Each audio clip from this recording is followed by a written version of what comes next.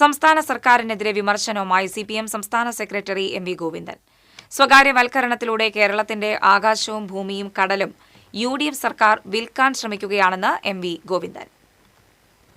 DYFI സംസ്ഥാന സമ്മേളനത്തിന്റെ ഭാഗമായുള്ള രക്തസാക്ഷി കുടുംബസംഗമം തൃശൂരിൽ ഉദ്ഘാടനം ചെയ്യുകയായിരുന്നു അദ്ദേഹം. സംസ്ഥാനത്തിന്റെ എല്ലാ പാരമ്പര്യത്തെയും തകർക്കുന്ന നിലപാടുമായാണ് UDF സർക്കാർ മുന്നോട്ടു പോകുന്നത്. ഇതിനെല്ലാമെതിരായ പോരാട്ടങ്ങൾക്ക് പ്രധാന കരുത്ത് പകരേണ്ടത് DYFI ആണ്. അതിന് വഴികാട്ടികളായി ഊർജം പകരുന്നത് അനശ്വര രക്തസാക്ഷികളുമാണ്.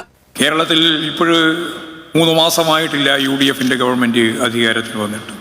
ഈ കേരളത്തിന്റെ എല്ലാ പാരമ്പര്യത്തെയും തകർക്കാൻ വേണ്ടിയുള്ള സ്വകാര്യവൽക്കരണത്തിന്റെ ഉൾപ്പെടെയുള്ള നിലപാടുകൾ സ്വീകരിച്ചുകൊണ്ട് കേരളത്തിന്റെ ഭൂമിയും ആകാശവും അതുപോലെ തന്നെ കടലും എല്ലാം വിൽക്കാൻ തീരുമാനിച്ച ഒരു ഗവൺമെന്റാണ് VD സതീശൻ ഗവൺമെന്റ് എന്ന് നമുക്കറിയാം.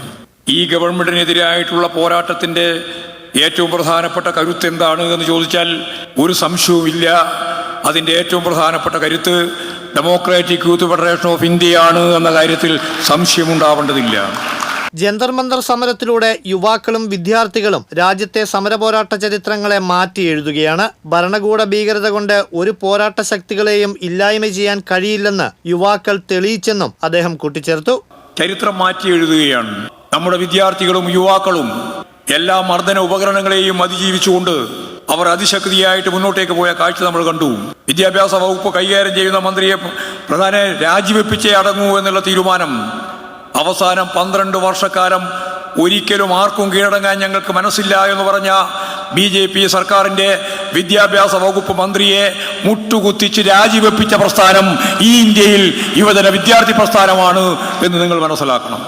നിങ്ങളുടെ കയ്യിലുള്ള ഭരണകൂട ശക്തികൾക്ക് ഈ പട്ടാളവും അതുപോലെ തന്നെ അവരുടെ കയ്യിലുള്ള ആയുധങ്ങളും കൊണ്ട് ഒരു ജനതയെ ഒരിക്കലും നിശബ്ദരാക്കാനാവില്ല.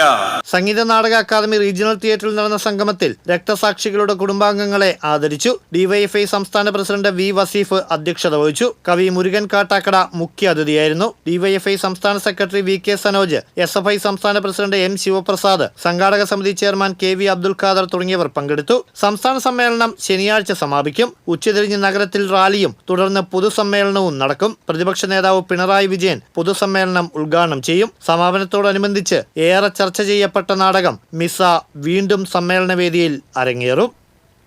TCV തൃശൂർ.